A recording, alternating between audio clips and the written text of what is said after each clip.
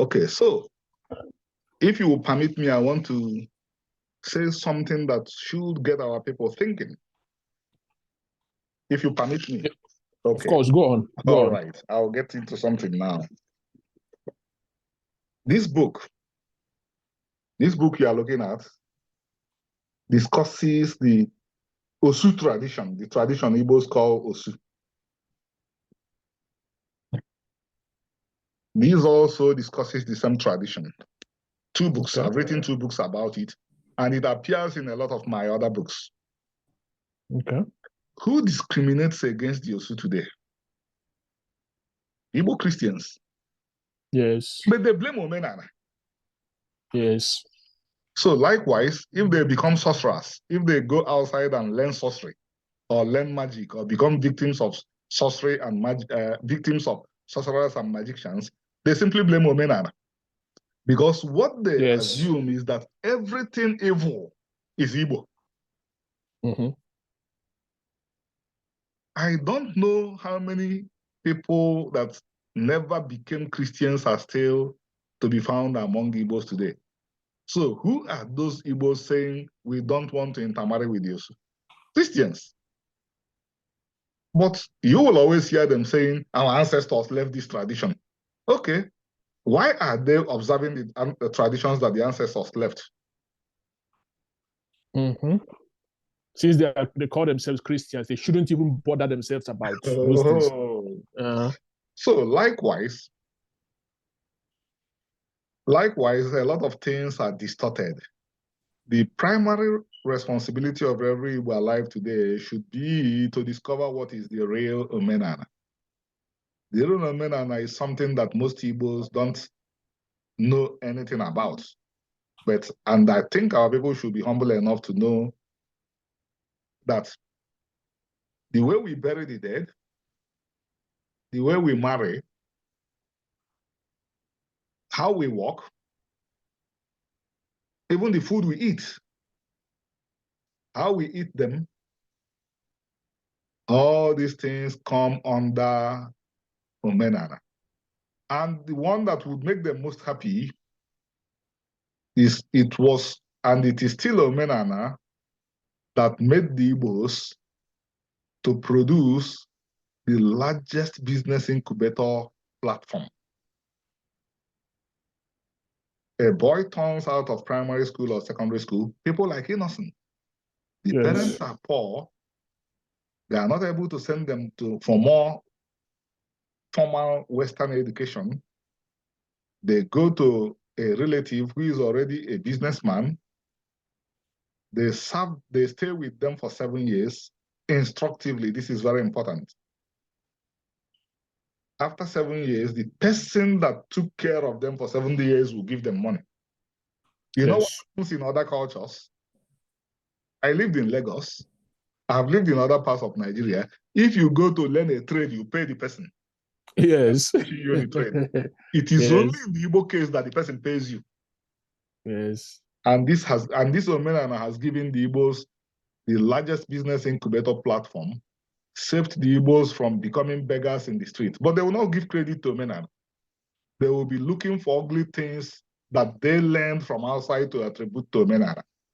And of course, God hates the ungrateful people because they are not grateful for the holy tradition he gave them, or he gave us. That is why we are where we are. After securing independence for Nigeria, why are we talking about a Milokon when it is our turn? Yes. If we are doing right, why is everything the way it is? Thank you. Yeah, that's actually spot on. I just wish our people are able, but anyway, what can we do? Are able to make the distinction between Omenana and Igwogo, aka sorcery and magic. Like you said, if we are able to do that, if we eventually get to a point whereby we're able to see the differences, it will be more easy to sell the concept of Omenana to our people. Because, like you said, the moment you mention Omenana to your average Igbo man, the very first thing that comes to their mind is sorcery and magic. That's the very first thing that comes to their mind. They don't even look at it from the point of view of it's imported, or from the point of view is that the Christian indoctrination that we all got, that we all have, is the one that is making it look like, Omenana is now, peculiar to sorcery and magic and what have you. And you know what? So, the house is about to fall down on all of us. People are beginning to come out and say the truth. There was this Catholic bishop from Osaka that I fell in love with. You know why I fell in love with him? He said, "Even ụmụ anyị na-emekwa na abụrọkwa omenala n'ọkwa ife ọjọọ ka fa na-eme na efukwara omenala na ife afa na-eme abụrụ omenala. And these atrocities Igbos are committing today is not omenala. Omenala tells you that if you shed the blood of your fellow Igbo, you have done Igbo.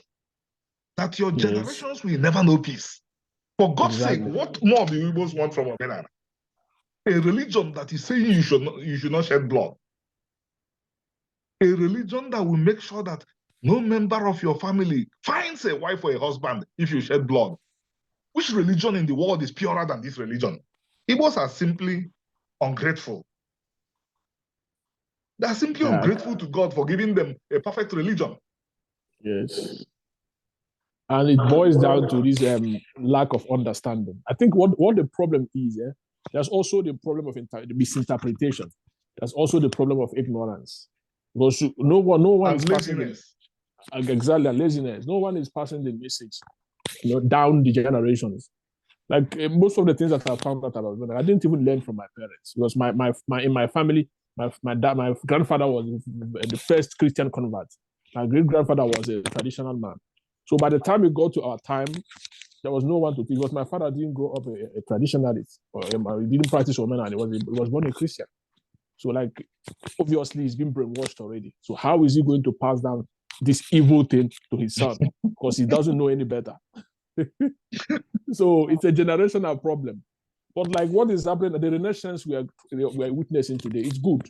Even though very limited, but it's good. At least if you weigh or if you sense the temperature on the Igbo temperature nowadays, generally speaking, or if you want to assess the feeling of the Igbos towards Omenana, it's changing a little bit. It's just that people want to go and practice it, but they are hindered or they are deterred because they don't understand. They're not able to make the distinction between Omenana and Egwogu. And you have taken a step in the right direction. Yeah. That step you have taken in the right direction is struggling, creating the time to get people that can really speak to this. I will tell you that I wholly buy your submission, your position, that the problem is who will show the Igbos the way.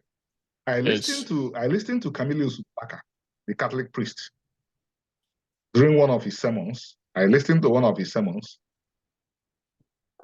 After talking for a very long time, he began to remember some people. Yes. He remembered his father. Why did he not ignore the father according as Christianity has recommended, let the dead bury the dead? He practiced Omenana, but the problem is that he didn't even know it was Omenana he was practicing. And I don't blame him exclusively on this because this is a generational thing. Yeah. Many generations have grown up not knowing who they are, not even when they do the Omenana, they don't know. Like Mbaka may not have known that when he remembered the Pope, I had him, he remembered his father. You know where he took it from?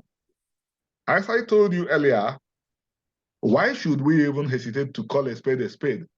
Omenana is that religion that Moses practiced, and what Moses called it was Omenana. The name that Moses called that religion that him and the Israelites practiced was Omenana. When he called his father, what he did was honor thy father and thy mother. Because what that commandment is saying, if you read it in the Hebrew, it's talking about your ancestors. It's not talking about your father that is sitting in your room. No Jew believes that you will ever get to God without passing through your father. Yes. And the Igbo man, traditionally, hey, if the Igbo man say, "Oh, what's he going to give?" Yes, now. Yes. Yes. It's So, actually, yeah, it's a very profound observation. Another question that I would want to ask is this. Say somebody wants to, because I've listened to these DVRs online. I've also read a bit, bit and pieces of what obtains.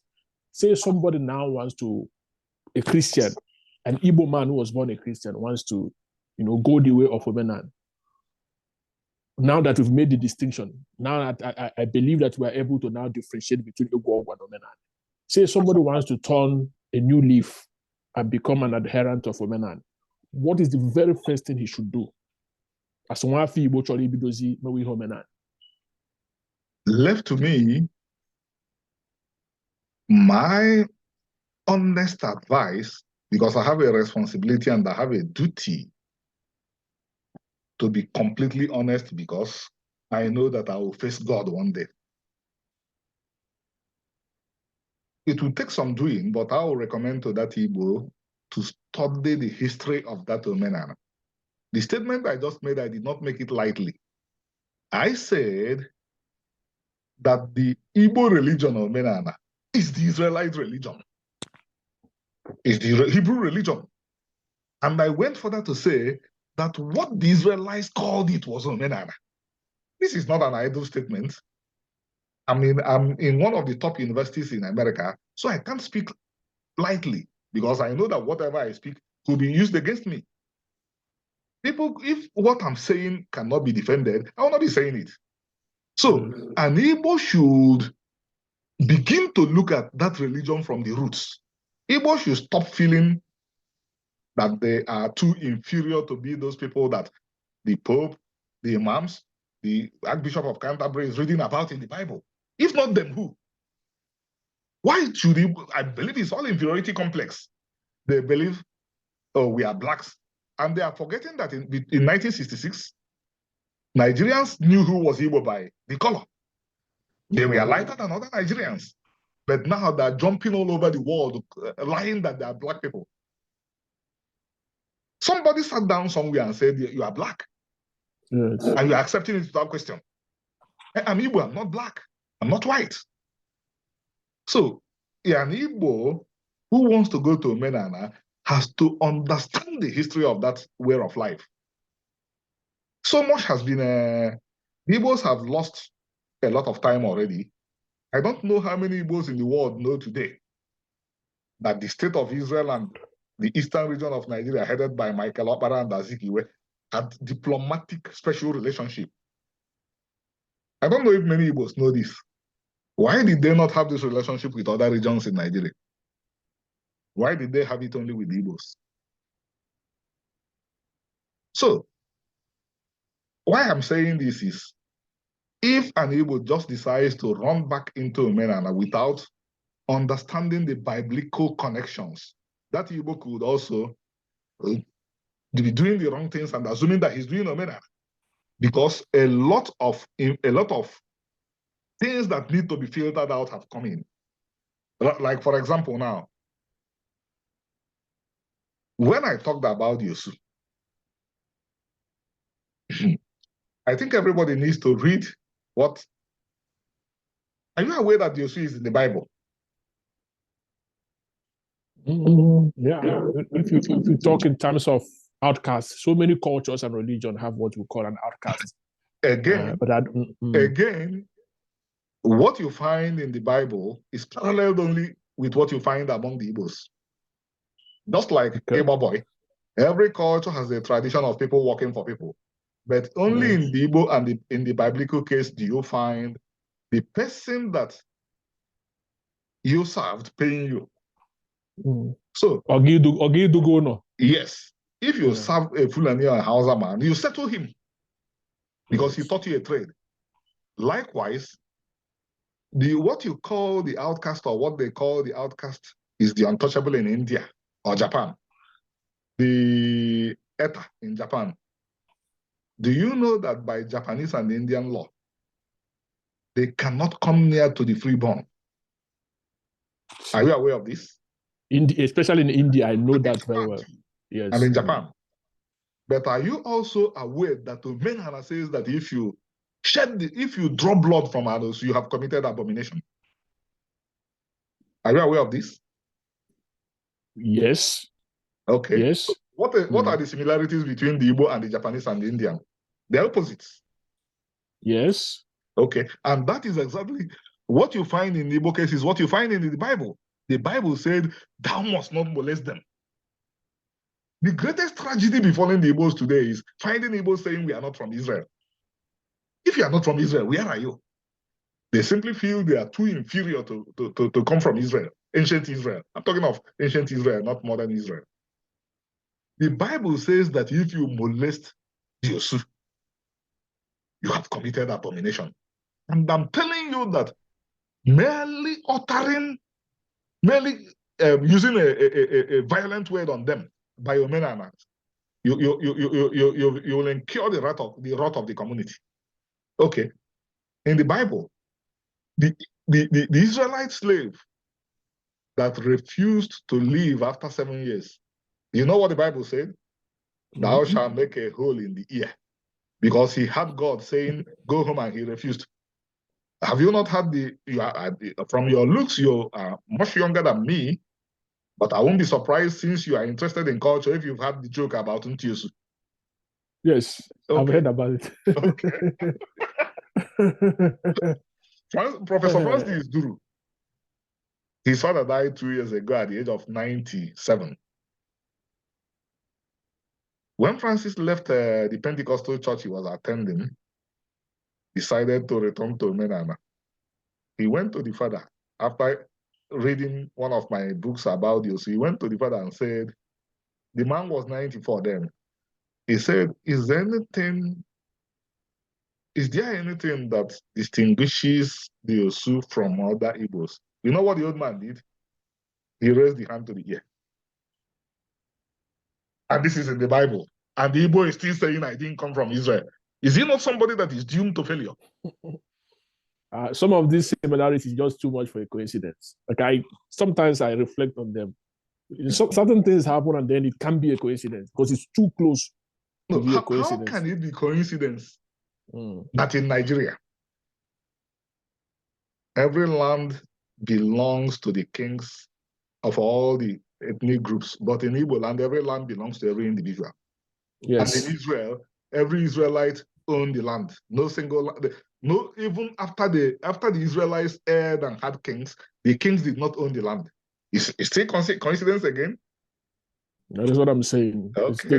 These are like one of the numerous coincidences, which you cannot call coincidence because it's too numerous. A Sephardic Jewish religious court took out 5 years studying all this, and in February 2022, they said, let us do the right thing for our good and for the good of the Igbos. The Igbos are linear descendants of the Israelites. The judgment came out last year. They said, let us do the right thing for ourselves and for the Igbos. Because ultimately, they also help themselves by saying it. Because if you and I are Igbos now, we may decide to go our separate ways, but both of us are losing. Yeah. So as long as the Jews are pulling in one direction and the Igbos are pulling in one direction, it's a divided family. Both of them can never really achieve their total potentials unless they come together. They must come together. They have no option. They have no option to come together. So in 2022, Obadiah Alliance constituted a Jewish religious court, which took the decision these people are lineal descendants of the Israelites. They looked at the evidence. They looked at even the Igbo DNA. I'm sure you must have heard about my own DNA study. It shows I read about it. Yeah. It shows Middle Eastern. I read about it. Yeah. Okay. And go to Ozobo. My family has been in Ozobo for 800 years. So how did I end up in the Middle East? That can be a coincidence. Yeah? Okay. Maybe I flew to the Middle East. So my best advice to the Igbos that want to study Omenana is study it from the root. The root is study it from Abraham. Abraham bought land, He engaged in what is called Igbo. He slaughtered a goat to commemorate the sale of land. And do you know the stunning thing? He was offered the land free. He said no. Do you know that the Igbos are the only group in Nigeria that will never accept land free? Yes. Okay. Yes. So even in my village, you don't do that. You can here for a season or two, but you never see no one here will look at that without paying you something. Yeah, he must pay. Yes, I got over. Must pay. Yeah. I'm glad we're having these discussions because, like, probably 15 years ago, 20 years ago, nobody would have mustered the courage to even talk about it in this way because of the effect of Christianity. Yeah. Your family, if they hear that you're talking about Omenana, and everybody will be outraged. Mm-hmm. But nowadays, I don't know what has happened. People are more willing to, discuss these issues. So like, I decided to get an expert because it's one thing to write posts on Facebook, but if this is not my domain. So that's why you see, I'm not somebody who listens a lot. I am very aggressive and robust in debate, but this one I don't know. So it's better for you to speak so that they will listen. This one I don't know. And the more I listen to you, the more interested I get into the thing. The more you are able to make this distinction between sorcery and Omenana, the more my interest into the whole thing grows. And I'm hoping that at least people who are watching us will also see there's no cause for alarm. There's nothing to fear. There's nothing to fear. Like you said earlier on, this Christianity that we've embraced is just a foreign religion that we embrace, a foreign culture and tradition.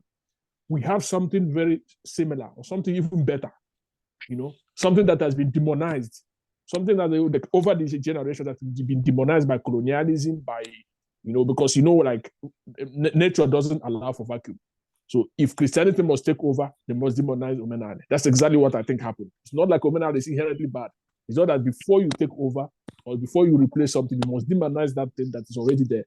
That's exactly what happened. Then we grew up in it, and then now we decided that, okay, Omenana is bad. From what you've explained now, there's nothing wrong about it. If we There's say nothing wrong about it. If we say that Omenana is not inherently bad, it's an understatement. Again, I'm speaking as somebody that is holding a very important position who cannot talk lightly. Omenana is not just not inherently bad, but it is the best religion in the world. It is the only religion in the world which produced a people who did not fight or occupy the land of others. What is the job of a religion? Are you aware that the Europeans who demonized the Igbos, and the Igbos don't even know that they were demonized because Igbos think that if you demonize Omenana, you have not demonized them. They wrote that when they came to Africa, the Igbos were the only people they did not see prostitutes in their land. What do you think was responsible for that, Omenana? This is very true and profound. Said that if I eat, it was Omenana that forced me to eat and to give some to you. You think every culture in the world takes care of its people? No. No. The Jews are not as rich as people assume that they are. It's part of anti-Semitism to exaggerate. People are always talking of Jewish wealth. No, that's not why the Jews are comfortable. The Jews are comfortable because this Jewish religion, which I repeat again, came out of Omenana, forces them to take care of their own. America has universities belonging to government, but there is an American Jewish university in America. Igbos used to be like that. There was Igbo College in Kano until Igbos left Omenana, because it was Omenana that forced them to build Igbo College so that their own, who cannot afford school fees, can run there and say, we must be educated, we are Igbo. But when Igbos left Omenana, what they do now is they give it, they don't donate to Igbo courses again. Because when they left Omenana, they stopped being a people. Because what makes you a people is your religion and culture. Yes. This is actually tapping into your wealth of knowledge, and I believe other people who are watching will learn a two or thing. Because the problem is the way the whole Omenana thing is packaged by people who are not expert in it. You see, like, it's just unfortunate, and we don't have like a lot enough or a lot of academics like you who would use, because another problem is packaging, because you can't really blame people. People who are coming out, or people who purport to be, disciples or adherents of Omenana, they can't really express themselves the way you are. Express themselves the way you are doing now, such that even academics in other fields or other fields of endeavor would easily embrace it. Because if we go to illiterate, nobody listens to them. But if I may tell you something, my father, Joseph, was his name. May Chukwu bless him wherever he is. Told me something I never forgot. He said that if you go to where this River Niger took off from, that is just a drop of water. Not maybe Olase or River Niger. What I'm saying is, we are on the march. Yes. We are on the march. What you have done by calling for this conversation, you don't know the weight before God, before Chukwu. What Chukwu is after is let a few people begin to do the right thing. He's not interested in numbers. He's not interested in, because he knows that all the Igbos, a lot of people have a lot of problems. There are Igbos that before they find a square meal, they have to leave the house. Yes. In fact, 98% of the Igbos are in that position. 98% of the Igbos in Nigeria now are in that position. That they are not sure of the next meal. So, how does God square these things? How he does it is, let some people begin to demonstrate that we want to know the truth. God will use those ones to help the others. I know you have better things to do. You could be online talking Ajambene, but you said no. You said no. Brother Remy, Yes. let's do this. That is what really matters before God. God did not tell all the Israelites to come march to the palace of Pharaoh so that I'll free your people. He only took Moses. Because when one person wakes up, that one person will wake the other person. The other person will wake the other person. Before you know, what you think is just a drop of water will become a flood. So that is that. Don't say that, don't despair. Rather, insist in what you've done. What you've done is noble. This is how a nation is rebuilt. This is how a nation is rebuilt. There is no other way. I've not seen how any other nation is rebuilt, apart from 1, 2, 3 persons sitting down together and said, we must tackle this problem. This is one beauty of the social media is that information gets out. Yeah. When this bishop that I cited, Bishop of Nsukka, when he hears what I said about him, that he said, he will be encouraged to say more. When Mbaka hears that I commended his remembering his father, not just the Pope, not just the bishop, but he called his own father, he could begin to think and have more respect for Omenana, because I'm assuring you that he did not know that it was Omenana that forced him to remember the father. And I have a question. If you don't remember your father, do you want to leave? No. Oh. No. My son is staying with me now. Yes. If he says, I will not honor you, then how does he expect the son to honor him? Exactly. Oh. Because these things it has to be reciprocated for it to have value. A Jew told me 20 years ago, he's in his 80s now, that only a Jew that is insane would think that he will go to God without passing through the parents. You see, Prof, I would like to get like a few, because we are running out of time. Our second 1 hour is almost gone. Okay. A few final remarks from you, probably for 2 or 3 minutes, and then I'll be able to conclude, and then we'll call it a day. Okay. Igbo people, As I look at the horizon, I see a lot of good things before us. I wasn't expecting my brother, your brother, to call for this discussion. And I'm sure that something bigger than him, bigger also than me, prompted him to call for this discussion. Trust me, I'm not those Igbos that call for dues, that call for tithes, that call for offerings. So whatever I tell you, I'm telling you from deep conviction. What we just discussed is the question of the life of the Igbo nation. Omenana is central to who we are, and true Omenana is the only thing that will restore our dignity, greatness, security, and safety, even if we are living abroad. Because Ejunapwo, Obokore, yeah. Where we are today, even when we are living outside Igbo land, how secure do we feel? We can't go home. It shows that something is wrong. And the only thing that can fix what is broken is Omenana.